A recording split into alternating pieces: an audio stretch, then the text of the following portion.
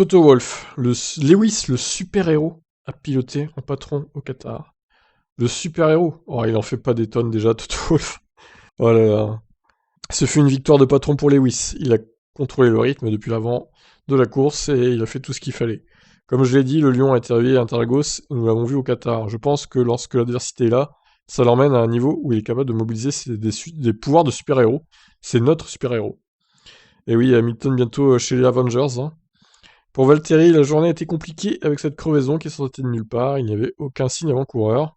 Mais si le résultat du jour n'est pas complètement satisfaisant, le rythme affiché par notre voiture ce week-end est encourageant pour les deux dernières courses. Nous savons qu'il nous reste encore beaucoup de défis à relever, mais nous aimons ce que nous faisons. C'est pour ça que nous sommes dans le sport. Nous allons attaquer au maximum désormais.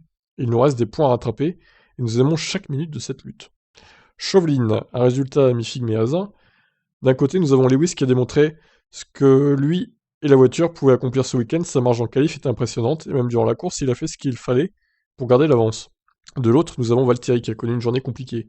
Nous pensions qu'il débuterait en 5ème position sur du bon côté de la piste, mais alors que nous préparions à rejoindre la grille, un second document est arrivé. Cela nous a fait reculer d'une place supplémentaire sur la partie salle. Oui, c'est vrai que je sais pas ce qu'ils ont foutu la FIA, ils ont mal compté les places, mais c'était évident qu'il fallait pas qu'ils partent 5ème en fait, Bottas. Sinon, ça aurait fait que 2 places de pénalité et pas 3 en fait sur sa grille, sur sa place au départ. Donc c'était évident qu'il fallait qu'il parte 6ème et pas 5 en fait. Très bizarre ce qui s'est passé là. Bon. Ça n'a pas aidé, et après de mauvais virages 1 et 2, il perdait des positions et se retrouvait 11ème. De là, il a réussi une course très solide et revenait sur la lutte pour le podium. Nous avons ensuite eu la crevaison, qui est venue sans prévenir au pire endroit possible du circuit, puisque dans le dernier virage, il a donc dû faire intégralité du tour sur 3 roues.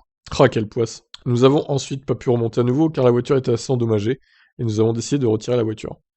Nous abordons les 2 dernières courses avec une légère avance du côté des constructeurs, et un petit retard chez les pilotes, ça sera serré, mais nous avons une voiture capable d'être performante, et ça nous encourage. Nous devrions être en mesure de remporter chacune de ces courses, et nous avons de bonnes raisons d'espérer conserver notre forme actuelle. Nous avons hâte d'être en Arabie Saoudite. Ouais, mais encore une fois, bon, s'il n'avait pas loupé son départ, Valtteri, bon. Après, vous me direz, il aurait peut-être crevé quoi qu'il arrive, donc au final, il a abandonné, mais bon. Si la dernière ligne droite chez Mercedes, Valtteri, là, faut que tu montres de tout ce dont tu es capable. Après, tu vas aller chez Alfa Romeo, à mon avis, on va moins te voir aux avant-postes, hein, donc c'est pas le moment de faire de la merde avec une fusée, quoi, hein, clairement. Bon, ben, on verra ce que ça donne pour la fin de saison de Bottas et d'Hamilton. Je vous laisse réagir. Ciao.